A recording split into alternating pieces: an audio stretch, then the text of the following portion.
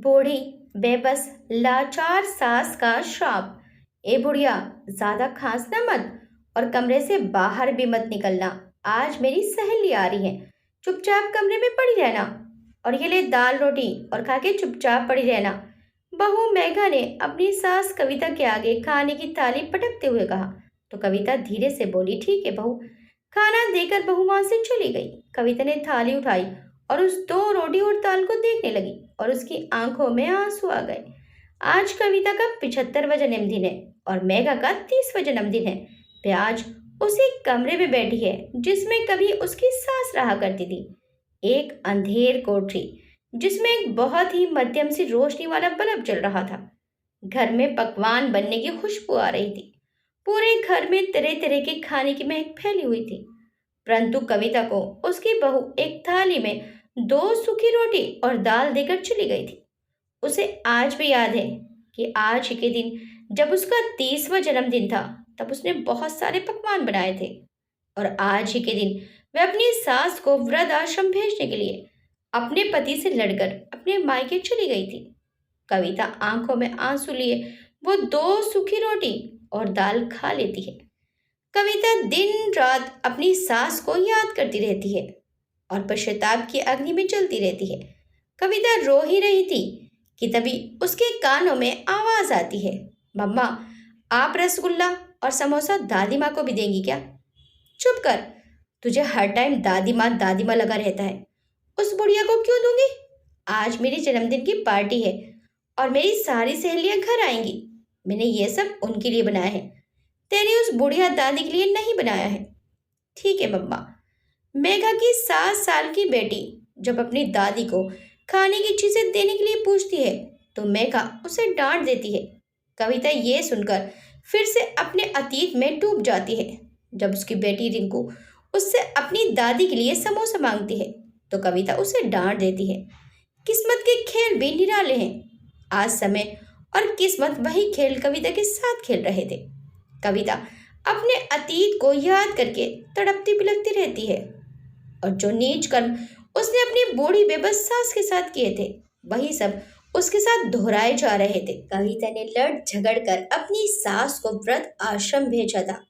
कविता का पति अजय भी अपना घर बचाने के लिए अपनी पत्नी के आगे मजबूर था और अपनी मां को वृद्ध आश्रम छोड़ आया था, जहां उसकी मां की अपने बेटे की याद में तड़प तड़प कर कैंसर से मृत्यु हो जाती है। अजय अपनी मां की मृत्यु के बाद चुपचाप रहने लगा था। जब अजय 2 साल का था, तभी उसके पिता का देहांत हो गया था। उसकी मां ने उसे बहुत मुसीबतों से पाला था। वह अपनी मां से बहुत प्यार करता था। जब उसकी मां की मृत्यु हो जाती है तो वह इसका जिम्मेदार खुद को मानने लगता है और अंदर ही अंदर घुटता रहता है। पश्चाताप की अग्नि उसे अंदर ही अंदर जलाती रहती है। अजय किसी से भी ज्यादा बातचीत नहीं करता था। काम से घर आकर भी वह अपने कमरे में चुपचाप बैठा रहता था। कुछ समय पश्चात कविता ने एक बेटे को जन्म दिया था, जिसका नाम उन्होंने मानव रखा था। मानव जब 2 साल का था, तभी अजय का दिल का दौरा पड़ने से देहांत हो गया था। कविता की तो जैसे दुनिया ही उजड़ गई थी। अपनी बेटी और बेटे के साथ बिल्कुल अकेली पड़ चुकी थी। अजय के जाने के बाद कविता पागल सी हो गई थी। अजय के देहांत का कारण उसकी माँ ही थी, क्योंकि वे अंदर ही अंदर टूट चुका था और अपनी माँ की मृत्यु का गम उसे हर समय खाए जा रहा था। वह बहुत ज्यादा मानसिक दबाव में रहने लगा था, जिसका परिणाम ये हुआ कि वह हमेशा के लिए चिर निद्रा में सो गया। जब तक अजय जीवित था तो कविता इस बात को समझ न सकी थी, किंतु अजय के जाने के बाद वह इस बात को समझ रही थी। उसने अपनी जिद के कारण अपने पति को खो दिया। अगर वह अपनी सास को आश्रम न भेजती तो शायद आज अजय उसके साथ होता। अजय अपनी माँ से प्यार करता था, किंतु अपनी पत्नी के आगे बेबस था। कविता के लिए अब पछतावे के सिवा कुछ न बचा था। वे इतनी कम उम्र में विधवा हो गई। दोनों बच्चों की जिम्मेदारी उसके ही कंधों पर आ गई थी। उसने खुद मेहनत करके रिंकू और मानव की परवरिश की, दोनों बच्चों को पढ़ाया लिखाया, काबिल बनाया। फिर दोनों के विवाह की चिंता सताने लगी। इसी बीच रिंकू को मोनू नाम का एक लड़का पसंद कर लेता है। जो अच्छे घर का संस्कारी लड़का था, वह आकर कविता से उसकी बेटी का हाथ मांग लेता है। तो कविता खुशी खुशी अपनी बेटी का हाथ मोनू के हाथ में दे देती है। दोनों परिवारों की सहमति से रिंकू का विवाह हो जाता है। मोनू की विदेश में नौकरी लग जाती है और वह रिंकू को लेकर विदेश चला जाता है। मोनू और रिंकू 2-3 साल में एक बार इंडिया आते हैं और रिंकू साल में एक आध बार ही माँ को फोन करती है। मानव ने हाल ही में बीटेक की परीक्षा उत्तीर्ण की थी। इसी दौरान उसे साथ में पढ़ने वाली लड़की मेघा से प्यार हो जाता है और वह अपनी माँ से मेघा के बारे में बात करता है। तो कविता भी खुशी खुशी हामी भर देती है। कविता ने यह सपने में भी नहीं सोचा था कि अब उसका अतीत उसके साथ खेल खेलने वाला है। बड़े अरमानों से घर सजाया, बड़े लाड चाव से मेघा को घर लाई, उसकी शादी की सारी शॉपिंग अपने हाथों से की, उसके लिए अच्छे अच्छे कपड़े लाई, अच्छे जेवर बनवाए, उसके लिए तरह तरह के पकवान बनवाए, उसके आगे पीछे घूमती रही, किसी काम को भी हाथ ना लगाने देती थी। फिर कुछ दिन बाद एक खुशखबरी ने कविता को और अधिक खुश कर दिया था। मेघा माँ बनने वाली थी तो कविता एक्सप्रेस ट्रेन की तरह हो गई। मेघा का पूरा ख्याल रखा। मेघा ने अस्पताल जाने को बोला तो कविता उसे पास के अस्पताल में ले गई। अस्पताल मेघा को ज्यादा पसंद नहीं आता, किंतु कविता यह कह देती है कि मुझे सब पता है, ये बहुत अच्छा अस्पताल है और बाकी मैं हूं ना, मैं सब अच्छे से संभाल लूंगी। और कविता ने अपनी पूरी कोशिश की और खूब मन से मेघा की सेवा की, किंतु मेघा का बच्चा ना बच पाया। भगवान को ऐसा ही मंजूर था। परंतु मेघा अपनी सास से अत्यधिक नफरत करने लगी। वह अपने बच्चे की मौत का जिम्मेदार अपनी सास को मानती थी और कहती थी, पहले अपने पति को खा गई, अब मेरे बच्चे को खा गई। मनहूस औरत है। और मानव भी अपने बच्चे की मौत का जिम्मेदार अपनी माँ को ही मानता था और अपनी माँ के साथ हमेशा बदतमीजी से पेश आता था। यही तो कविता ने अपनी सास के साथ भी किया था। जब उसके बड़े बेटे का देहांत हो गया था तो वे भी अपने बेटे की मौत के लिए अपनी सास को ही कसूरवार मानती थी, जबकि उसकी सास का उसमें कोई कसूर नहीं था। आज मेघा के बेटे के गुजर जाने में उसका कोई कसूर नहीं था, लेकिन उसकी बहू उसे ही कसूरवार ठहरा रही थी। कविता की आंखों में निरंतर ही आंसू बहते रहते थे। वह कहे भी तो किससे कहे? बहू को कहने का अधिकार तो क्या ही था जब उसका खुद का बेटा इतनी बदतमीजी से पेश आता था। कविता अपनी आंखों में आंसू का सागर लिए, अपने हृदय में सैकड़ों जख्म लिए काम में लगी रहती थी। मेघा एक काम को भी हाथ नहीं लगाती थी। पूरा दिन सास को ताने मारने का ही काम था। कविता ने भी उससे कभी कोई काम करने को नहीं बोला था। मेघा ने इसी बात का फायदा उठाना शुरू कर दिया। जब कोई इंसान किसी इंसान को इतने दिन बैठाकर खिला दे तो उसे बैठकर खाने की आदत ही लग जाएगी। बस यही कविता के साथ हुआ। उसने अपनी बहू को इतने दिन काम नहीं करने दिया तो मेघा जरा से भी काम को हाथ नहीं लगाती थी और ऊपर से उसका बच्चा भी नहीं बचा था। तो मेघा इस बात का भी फायदा उठाने लगी थी। धीरे धीरे दिन गुजरते गए। कविता अब काम करते करते थक जाती थी। अब हिम्मत सी करके किसी दिन मेघा को काम करने को बोलती तो तुरंत लड़ाई होने लगती। हार के कविता को ही सब काम करने पड़ते थे। एक तो काम की मार, ऊपर से तानों की मार सहन कर करके कविता समय से पहले बूढ़ी हो चली। उसे रह रहकर अपनी सास याद आती थी। जब जब भी मेघा उस पर अत्याचार करती तब तब ही कविता को अपनी सास याद आती। धीरे धीरे समय गुजरता जा रहा था। मेघा ने 2-3 साल के अंदर से 2 बेटियों को जन्म दिया। मेघा की आए दिन किटी पार्टी चलती रहती। कविता के अब हाथ पैर जवाब देने लगे थे। कविता 70 बरस की हो चली थी। उसकी बूढ़ी हड्डियों में इतनी जान ना बची थी। वह बेबस लाचार सी हो गई थी। मेघा जबरदस्ती कविता से काम लेती थी। दिन बीतते गए। कविता का शरीर दुबला पतला हो चुका था। उसकी खाल उसकी हड्डियों से चिपकने लगी थी। कविता अब 75 बरस की हो चुकी थी। अब कविता के शरीर ने काम करना बंद कर दिया था।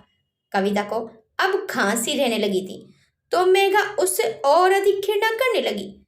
एक तो कविता से अब काम नहीं होता था और उसे खांसी भी बहुत ज्यादा थी। तो अब मेघा ने कविता से काम कराना बंद कर दिया था। अब मेघा कविता को कमरे में बंद रखने लगी थी।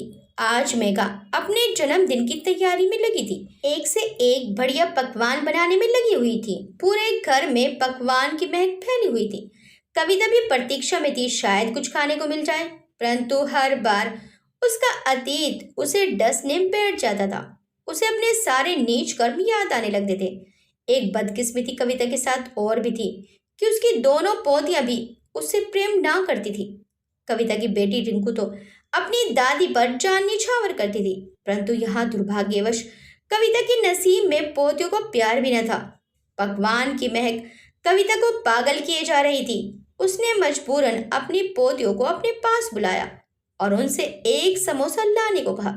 समोसा कविता को अत्यधिक पसंद था, तो उसको अपनी पोतियों को एक समोसा कहने में कोई संकोच ना हुआ। परंतु कविता की दोनों पोतियां सुनकर भाग गई। कविता मन महसूस कर रह गई। मानव भी अभी ऑफिस से नहीं आया था और मेघा की सब सहेलियां आने वाली थी, तो मेघा दोनों बेटियों को लेकर केक लेने निकल पड़ी। अब घर में कविता एकदम अकेली थी। कविता को घर में किसी की भी आवाज नहीं आ रही थी, तो उसने कमरे से बाहर जाकर देखा तो कोई नहीं था। समोसे की महक उसकी नाक को बार बार छू रही थी। वह फिर से कमरे में खाट पर आकर बैठ गई, फिर खड़ी हुई आगे बढ़ी, फिर पीछे हट गई, फिर सोचने लगी, एक समोसा खा ही लेती हूँ, क्या जाता है, और धीरे धीरे कमरे से बाहर आई और किचन में आ घुसी। वहां बहुत से पकवान रखे हुए थे। देखकर कविता के मुंह में पानी आ गया। उसने बस एक समोसा उठा लिया और जल्दी से अपने कमरे में आ घुसी और आराम से बैठकर समोसा खाने लगी। जब पूरा खा लिया तो मेघा केक लेकर घर आ पहुंची। 5 मिनट में उसकी सहेलियां भी आ पहुंची। मेघा उनसे मिलकर बहुत खुश हुई और सबको आराम से कमरे में बैठा दिया। सबको पानी वानी पिलाया। समोसा खाने के बाद कविता को और अधिक खांसी छूट गई। खांसी की आवाज सुनते ही मेघा के खून में उबाल आ गया। दौड़ी दौड़ी कविता के कमरे में जा पहुंची और तीखे लहजे में कहने लगी, बुढ़िया, तुझे मना किया था ना खांसने को, तुझे समझ नहीं आती? मेरी नाक कटाकर मानेगी? चुप करके बैठ जा, नहीं तो मुझसे बुरा कोई ना होगा। और कविता को धमकी देकर अपनी सहेलियों के पास पहुंच गई। खूब हंसी मजाक चली, डांस हुआ, फिर खाने की बारी आई। जैसे ही मेघा किचन में घुसी और सामान लगाने लगी तो देखा एक समोसा कम है। मेघा ने गिनकर बनाए हुए थे। देखते ही ज्वालामुखी फूट पड़ा। सीधा सास के पास आई और गुस्से से बोली, ए बुढ़िया, तेरी हिम्मत कैसे हुई समोसा खाने की? मैं जरा सी देर बाहर क्या गई, तूने समोसा ही चोरी कर लिया। मेघा कविता को दोनों हाथों से भींचकर बोले जा रही थी। तभी उसकी सहेली ने आवाज लगा दी तो कहने लगी, आज देखना तू तेरा क्या करती हूं मैं, और कहकर सहेली के पास चली गई। वहां से एक सहेली को अपने साथ किचन में लेकर गई और सब सामान लगा दिया। सब खाने में मस्त हो गई और मेघा की तारीफ करने लगी। तभी मानव भी आ पहुंचा। पार्टी देखकर खुश हो उठा और सबके पास बैठ गया। इधर कविता अपनी बेबसी लाचारी पर अफसोस में बैठी थी। मेघा ने उसे अपने हाथों से इतना तेज पीछा था कि उसका शरीर दुखने लगा। कविता की आंखों से आंसू बहे जा रहे थे। उसे अपना अतीत याद आ रहा था। उसे इस बात का डर हो गया था कि मेरे नीच कर्म एक एक करके मेरे सामने आ रहे हैं। अब मुझे भी आश्रम ना जाना पड़े। जैसे जैसे पार्टी खत्म होने का समय आ रहा था, वैसे वैसे कविता के हृदय की गति तेज होती जा रही थी। इधर खूब हंसी मजाक की आवाजें आ रही थी, उधर कविता का दम घुटे जा रहा था। सब सहेलियों के जाने का समय आ गया। मेघा और मानव ने सबको अलविदा कहा और घर के अंदर आ गए। घर के अंदर आते ही मेघा ने उसकी माँ के खिलाफ उसके कान भर दिए। मानव और मेघा पहले ही कविता से नफरत करते थे। वह तो उनके घर एक किराएदार के समान रह रही थी। वे दोनों अपने बच्चे की मौत का जिम्मेदार कविता को ही ठहराते थे। उन्हें तो मौका चाहिए होता था उसे ताने मारने का। समोसे की बात को लेकर मेघा ने मानव के ऐसे कान भरे कि वे गुस्से में अपनी माँ के कमरे में गया और बदतमीजी से पेश आया और गुस्से में चिल्लाकर कहने लगा, बस बहुत हुआ बुढ़िया, अब तेरी जगह घर के अंदर नहीं घर के बाहर है।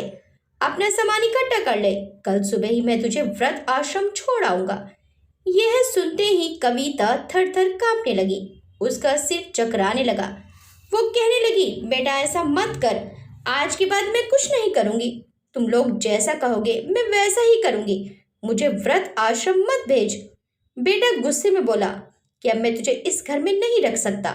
सुबह को तैयार रहना, मैं तुझे व्रत आश्रम छोड़ आऊंगा। और ये कहकर बेटा कविता के कमरे से बाहर निकल जाता है। कविता के सर पर तो मानो आकाश टूट पड़ा था। उसे धरती हिलती हुई महसूस हो रही थी। आज उसे इस बात का एहसास हो रहा था कि जब किसी को वृद्धाश्रम भेजा जाता है तो उसे कैसा महसूस होता है। आज वह ये सब खुद महसूस कर रही थी। आज उसे अपनी सास की पीड़ा बहुत अच्छी तरह महसूस हो रही थी। वह मन ही मन अपनी सास से माफी मांगती रहती है, लेकिन अब पछताने का कोई फायदा नहीं था। सुबह होते ही मानव कविता को लेकर व्रत आश्रम छोड़ आता है। कविता बोझल कदमों से व्रत आश्रम में जाती है। ये वही वृद्ध आश्रम था जहां उसने अपनी सास को भेजा था। कविता अंदर जाते हुए तिल तिल मर रही थी। उसके सारे नीच कर्म एक एक करके सब उसके सामने आकर खड़े हो गए थे। मानव उसे वृद्ध आश्रम में छोड़कर चला जाता है।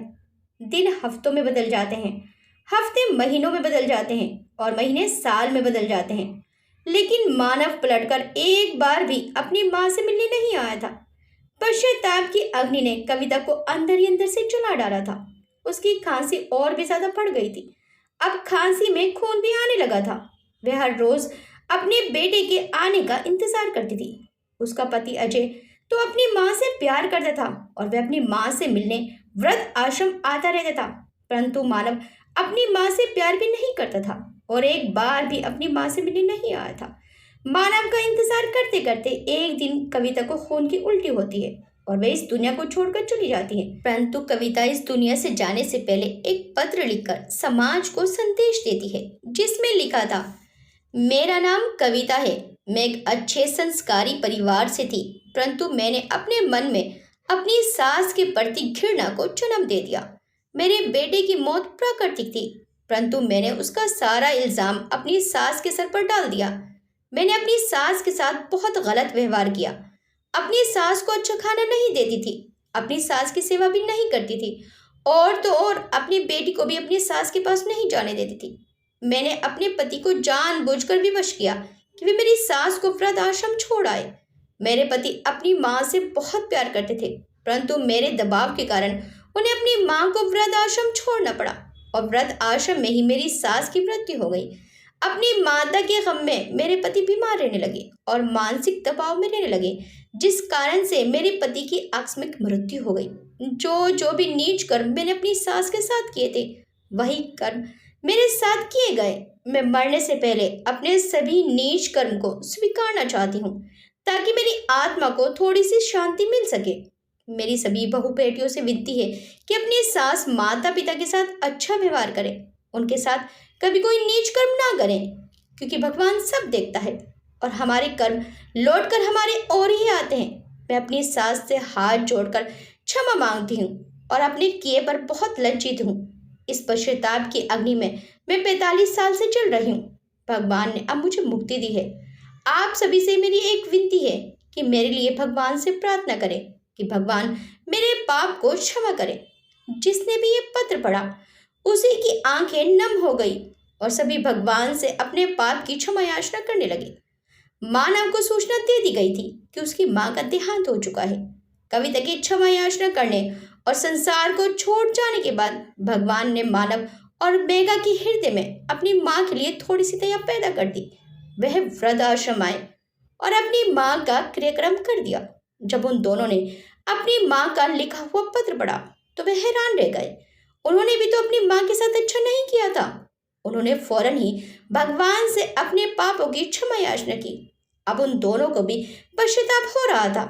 उनकी मां तो अब इस दुनिया को छोड़कर जा चुकी थी, तो उन्होंने फैसला किया कि वे अपनी छुट्टी के दिन आश्रम आकर वृद्ध लोगों की सेवा किया करेंगे, ताकि उनके पापों का प्रायश्चित हो सके और उनके साथ ऐसा ना हो जो उनकी मां के साथ हुआ। इस कहानी से हमें यही सीख मिलती है कि हमें कभी भी किसी के साथ भी नीच कर्म नहीं करना चाहिए, क्योंकि हमारे कर्म लौटकर हमारी ओर ही आते हैं। यही नियति का नियम है। आपको ये कहानी कैसी लगी हमें कमेंट करके ज़रूर बताइएगा। वीडियो अच्छी लगी तो वीडियो को लाइक शेयर सब्सक्राइब करना मत भूलिएगा। मिलते हैं नेक्स्ट टाइम एक अच्छी सी कहानी के साथ। Till then bye bye.